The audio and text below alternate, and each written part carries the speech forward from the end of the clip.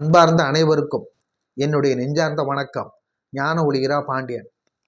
நாட்டில் எத்தனையோ பேர் குழம்பி போய் நின்று கொண்டிருக்கிறான். அவன் குழம்பி போய் நிற்கிறது மட்டுமல்லாமல் மற்றவர்களையும் குழம்ப வைக்கிறான். இப்படித்தான் ஒருவன் நான் தான் மைசூர் மகாராஜாவுடைய மகன் என்று சொல்லி தெரிந்து கொண்டிருந்தான். இதற்கு ஏதேனும் ஆதாரம் உண்டா என்றார்கள் சிலர்.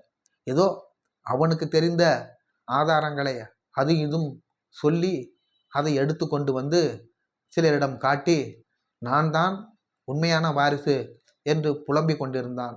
இது கடைசியில் காற்றில் எழுதிய கதையாகவே மாறிவிட்டது.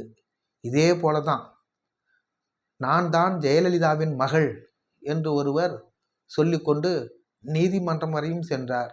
அது மட்டுமல்லாமல் இதற்கு ஏதேனும் ஆதாரம் உண்டா என்று சிலர் கேட்டபோது அதையும் இதையும் சொல்லி எப்படியோ வாரிசாக ஆகுவதற்கு வழி செய்து கொண்டிருந்தார்.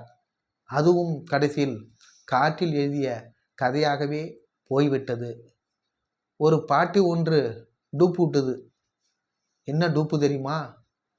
நான் தான் அதியமானுக்கு நெல்லிக்கனி கொடுத்த அவையார் அப்படின்னு முடிச்சுட்டு. இது எப்படி இருக்கு? இது உங்களுக்கு பிடிச்சிருந்தால் சப்ஸ்கிரைப் பண்ணுங்க, லைக் பண்ணுங்க, ஷேர் பண்ணுங்க. நன்றி.